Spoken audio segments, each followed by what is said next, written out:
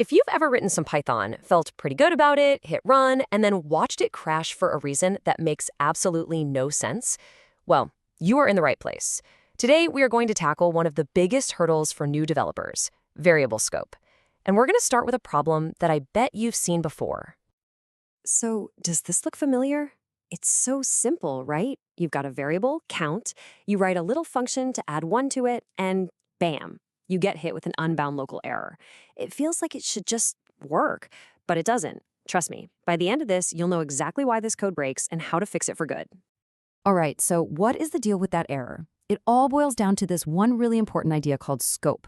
Think of scope as the set of rules that define the boundaries of your code. It tells you where a variable lives, where you're allowed to use it, and where it just disappears. Now, for the official definition. Scope is the region of a program where a variable can be accessed or used. I like to think of it like a variable's passport. It literally dictates which parts of your code it's allowed to enter. Getting a handle on these regions is the absolute key to writing code that works the way you expect it to.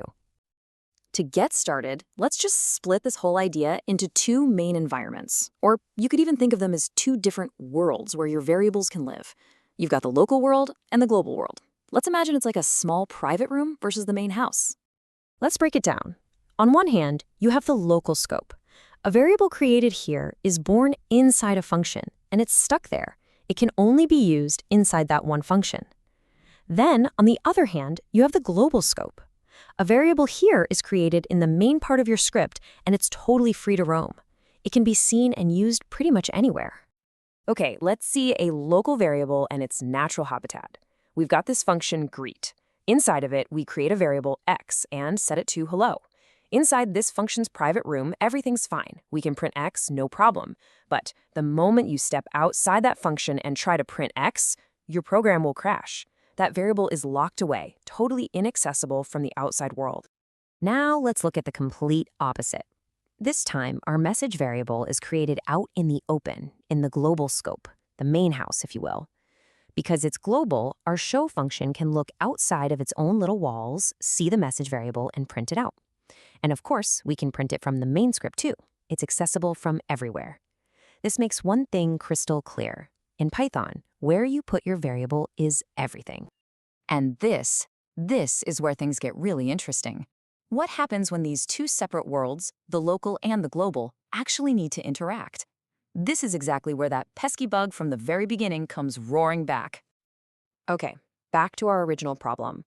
When Python's interpreter sees the line count equals count plus 1 inside that update function, the equals sign is a huge signal. It makes Python assume that you are trying to create a brand new local variable named count. But here's the catch. In that same exact line, it tries to read the value of count to add 1 to it, but that local variable doesn't have a value yet. It technically doesn't even exist. And that's the whole reason for that unbound local error.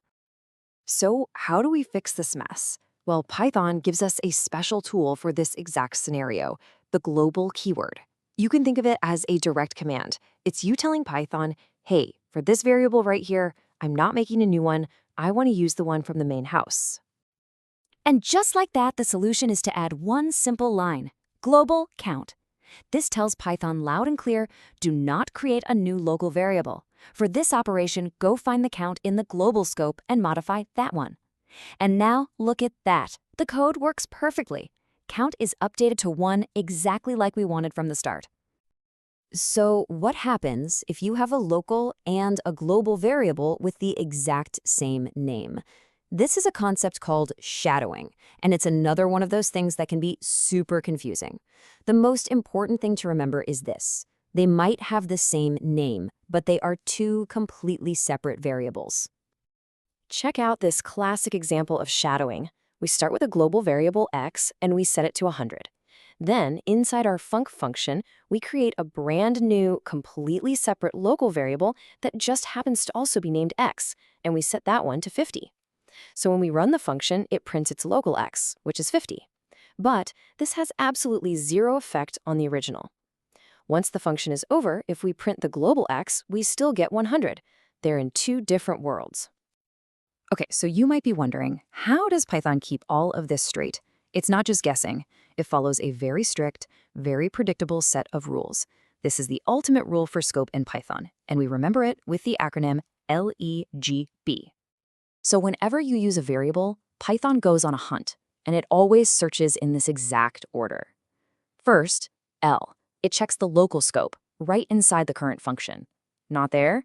It moves on to E, the enclosed scope, which we'll see in a second. Still no luck? It checks G, the global scope, the main part of your file.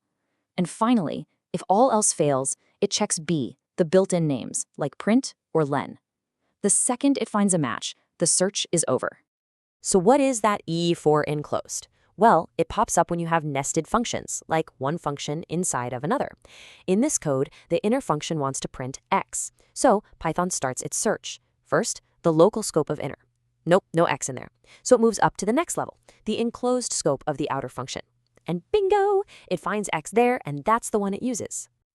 So we've gone through a lot of rules, I know, but let's bring this back to why it actually matters. Why does mastering scope take you from someone who writes code that kinda works sometimes to someone who writes clean, professional, and really reliable scripts? Well, the payoff is huge. First off, you can finally say goodbye to those super frustrating unbound local error bugs. You'll also start writing better functions that are self-contained and don't create weird, unexpected side effects. This actually prevents you from accidentally changing some important piece of data somewhere else in your program, which makes your code way safer and a whole lot easier to debug. At the end of the day, understanding scope is really about being in control of your code's universe. You now have the map to these hidden worlds. So the real question is, how are you going to use these rules to start building more robust, more elegant programs?